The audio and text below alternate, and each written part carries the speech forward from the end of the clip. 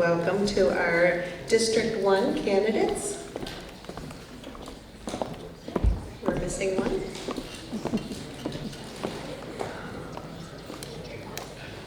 Great. Thank you so much both for your presence and your time and participation. At this time, we will allow you to have a 1-minute introduction. And if you remember, the yellow card is 30 seconds, red card, we will clap you. I can start? Nope, not just yet. So since we are starting with candidate Meffley, we will start with candidate Ward. So candidate Ward, you have 1 minute starting now. I started attending county council and school board meetings to stay appraised of what was going on in Cecil County. I testified at the county council meetings in support of the backyard chicken bill and in support of the proposed budget of reducing taxes and cutting wasteful spending. I understand the need for a fiscally responsible budget, for I have raised and homeschooled 8 children. I spoke on behalf of concerned parents at school board meetings, and I advocated for students with dyslexia. Most recently, I worked with the Republican Women Club to collect signatures on a nonpartisan petition to require the citizens of Maryland to present a voter ID in order to vote. And as your councilwoman, I will continue to speak out on your behalf. I support reducing taxes, I support law enforcement. And most importantly, as a student of both the Maryland and U.S. Constitution, I will guard our constitutional rights and freedoms so I remember the veterans who sacrificially gave their lives for us.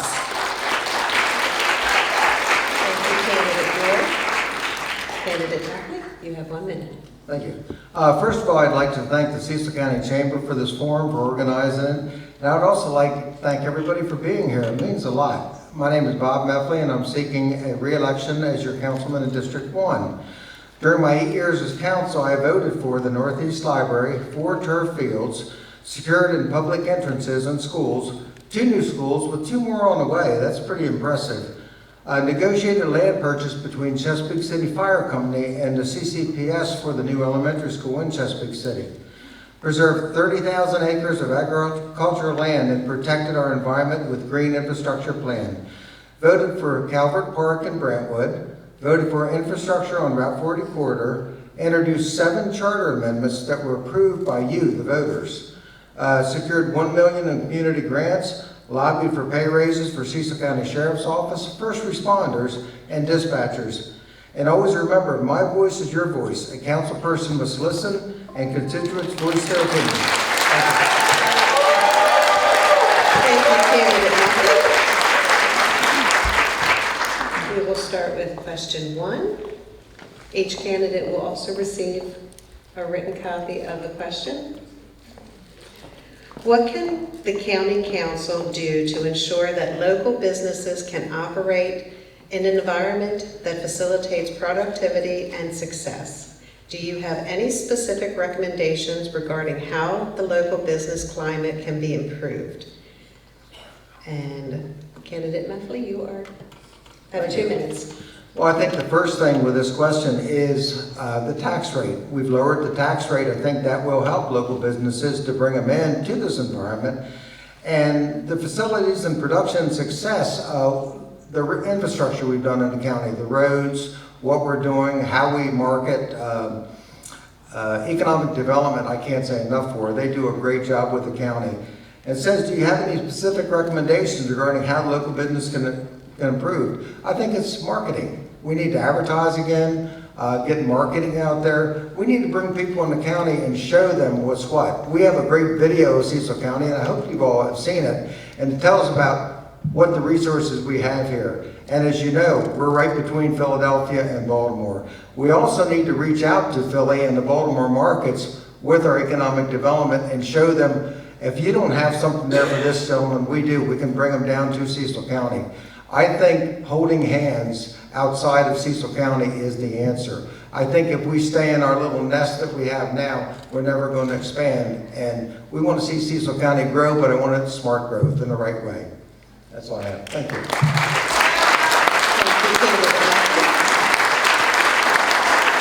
Candidate Ward, you have 2 minutes. My opponent voted in 2020 to expand the enterprise zone by over 500 acres to include Southfields. Southfields is located on Route 40 in the Elkton town limits. The enterprise zone is an area in which economic incentives are made available to encourage businesses and corporations to come to Cecil County. Southfields is a PUD project, a planned unit development. It includes warehouses, recreation areas, commercial buildings, and homes and apartments.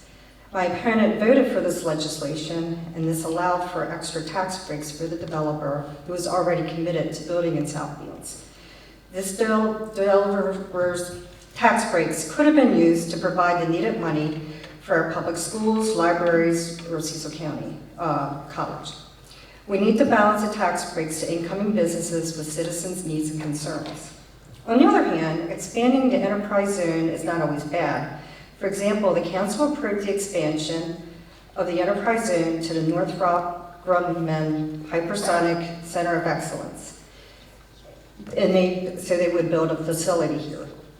Northrop supports the U.S. military with their problem-solving services by using science, technology, and engineering.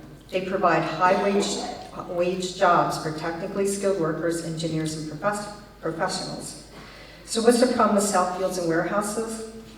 Warehouses bring in a few jobs, but these jobs pay less than business, manufacturing, and professional sectors.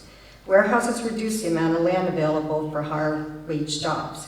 In addition, the semi-trailers cause noise, traffic jams, accidents, and the need for more road and bridge maintenance. Some of these people in Maloney Road have warehouses right in their backyard. And Frenchtown Road is very narrow too. So something to keep in mind when you build these things. Thank you, candidate Ward. Moving on to question number 2. Thank you.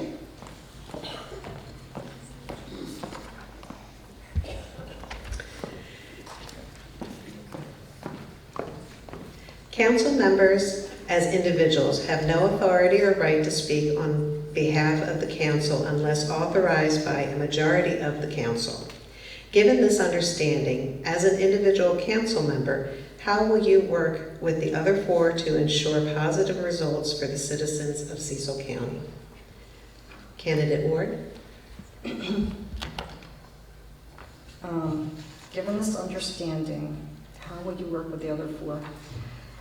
Well, that's pretty easy because I, in my life, have worked with a wide variety of people in all different areas of life. I'm a registered nurse. I went to University of Delaware and got my Bachelor of Science degree in nursing. I've worked in the hospital, I've worked in the community, I've worked with all different types of people. I've worked with people that have disabilities, those who have special needs. And I've also done a lot of volunteer work where I've worked with a variety of different types of people. In 4-H, they have no discrimination. And I've worked with all kinds of different homeschool co-ops where I've taught many different subjects and to many different types of children and ages of children. Guess I can work with a lot of different kinds of people. Thank you, Candidate Ward. Candidate Meffley, you have 2 minutes. I can start off that I raised a family, so that qualifies me right there, I believe. So anyway, with this understanding, my policy has always been stay in the middle of the road, because we have candidates all the way on the far right, candidates on the left, and what you do if you stay in the middle of the road, you can work with both sides. And there is a word that I don't think is weak, I've been told it's weak, but I don't believe it is, it's called compromise. And how many times in life have all you in the audience had to compromise on an issue? Say, well, I don't get 100%, but I can get 50%, or I can get 60%. And to me, that's what you have to do. When you work with 4 other people on the council, and it's a great council, it's good people on the council. Every council I've been on is different people. But what you do is you turn around and say, well, listen, I don't agree with you 100%, but yeah, you bring some very valid points. Then you sit down and say, okay, these are my points, these are your points, and guess what? There's no hollering and screaming. It's not like watching Jerry Springer. It's actually we get something done. And I think, honestly, I think a good place to be is on the middle of the road because you help both. You can help either side. And I think in life, I think that's where everybody is, to be honest with you.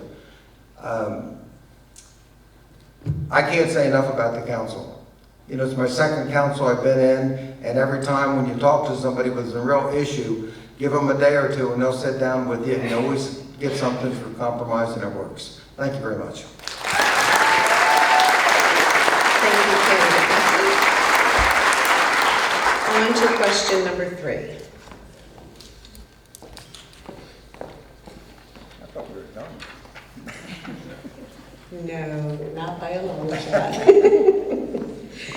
Cecil County Public Schools, Cecil College, and the Cecil County Public Library System ensure that all citizens have access to the necessary knowledge, skills, and general information required to be successful in the 21st century.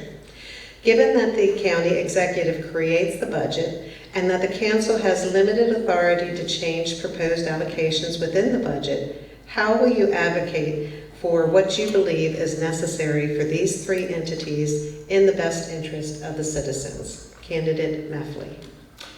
Okay, well, this is not an easy question, to be honest with you, because what you're saying is very true. The council does have limited authority. Some people think we can take from one entity and put to another, but we can't. We can remove from the budget, but we can't add to anything in the budget. So that's done by the county executive. But what I would like to see is, and I'm going to talk about the school board right now, projects in the school board. The school board has a problem with funding, so what you do now, you say, okay, the county, I'm going to take on a one-time project. In other words, a new boiler, a new chiller. That invoice comes to the county. The county pays that invoice. The county knows exactly where the money is going, and the school board takes the money they've set aside for these small projects and use it for teachers, facilities, whatever they need to. I think we need more of that. Also with the libraries, the same way. The libraries do fundraisers. You know, there's no way to help them other than going back and say, what can we do, what can we do? I think you'll find out in the budgets, as there is extra money in the budgets, as it was done this past year, as we have that extra money, things will be funded. You know, that's up to the county executive, but I think we'll see as we go on in, as revenues come in from the businesses, a lot of them are coming out of the enterprise zone now, we're getting more revenue, that as money compiles in the county, I think we're going to share that money a little bit more. That's my hope. Thank you. Thank you, Candidate Meffley. Candidate George, you have 2 minutes. Yeah, well, this sounds like a budget question to me, so I'm going to talk about what I know about the budget. I've attended a lot of county meetings, and I've supported the county's budget at those meetings to reduce taxes and get rid of wasteful spending. As a conservative, I understand the value of fiscal responsibility. Families need lower taxes to thrive, and many seniors are living on fixed incomes and can't afford property tax increases. Taxpayers have a right to know where their money is being spent. The council needs to demand that each department show fiscal line-by-line accountability and transparency on how allocated funds are spent. The county council needs to balance the needs of all the citizens when making their decisions, which includes law enforcement, schools, veterans, farmers, and small businesses, to name a few. It's like a home budget. You have to find a way to either increase your funding or decrease the expense. So kind of an answer to this question, some departments can increase their income by applying for grants and special funding. And I think these areas of the college and the public schools and the public library can apply for grants and to get more money. With inflation, my personal budget doesn't go so far, so I have to decide on priorities, and the government needs to do the same. While my opponent voted for a large increase of taxes in 2017 during the former administration of County Executive Alan McCarthy, I support reducing taxes. Thank you, Candidate George. And the question 4, and our final question.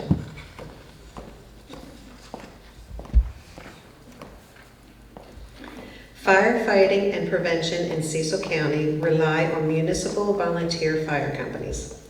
All of the volunteer companies in Cecil County cite the lack of volunteers, especially amongst our youth, as a major challenge in 2024.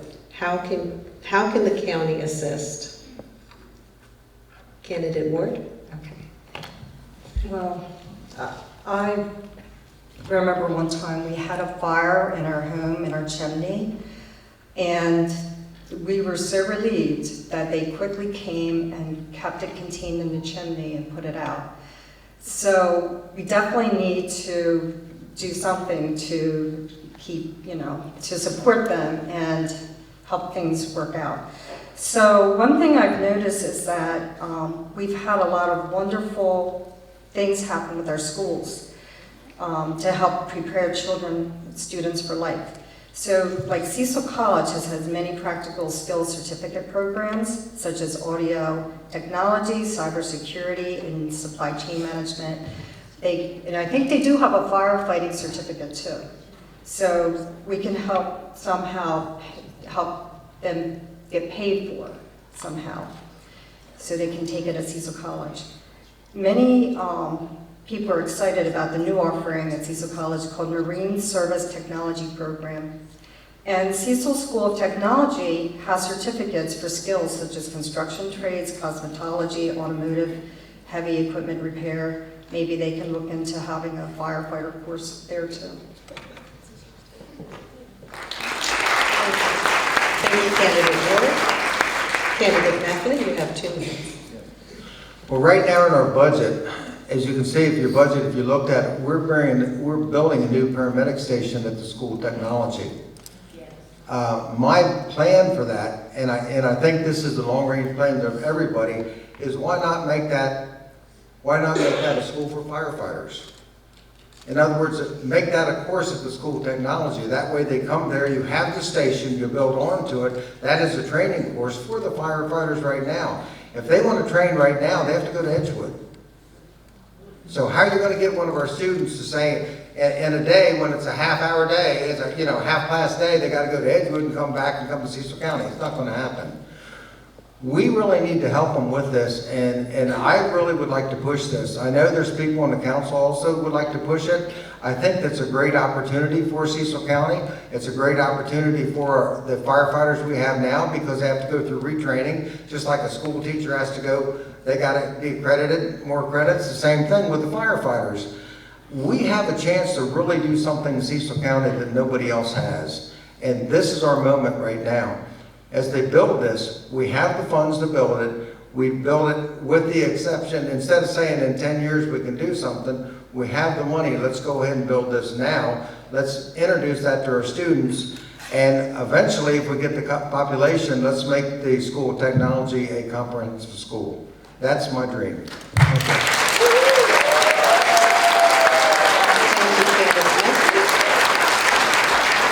This concludes our questions. Now you will each have a 1-minute time to do a wrap-up. And we are going to start with Candidate Meffley. Oh, you're so nice. Okay, closing. Again, I would like to thank everyone for being here tonight, this evening. I'd like to thank you all the candidates also, because getting up here, talking, and especially if you're a new candidate, it takes a lot. It takes a lot to it. And my hat's off to everyone that will sit on this stage. This is a very important election moving forward for Cecil County. It's great to see everyone involved, because you are the ones that make Cecil County great. I'm here as your representative to carry your voice, to make sure that if there's something I can help you with, I help you.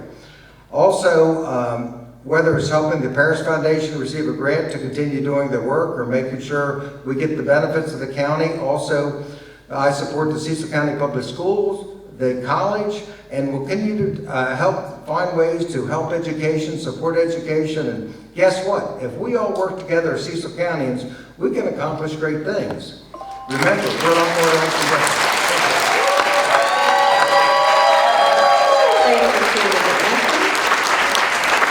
Candidate Ward, you have 1 minute.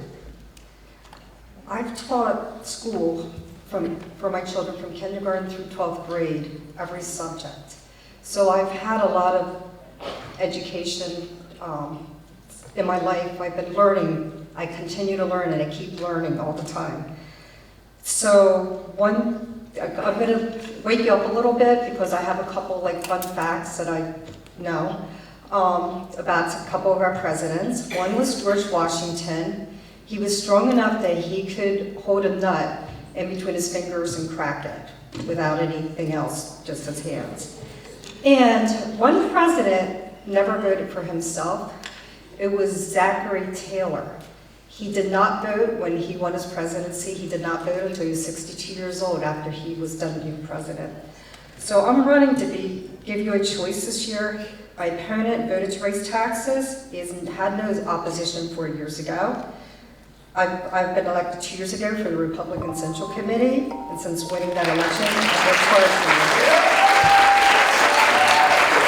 Thank you, Sandra. This now concludes our question and answer session for the district county councils. We will now take a 15-minute intermission. Please feel free to visit the tables of our candidates as you get refreshments. See you back in 15 minutes. Gotta move for 15 minutes.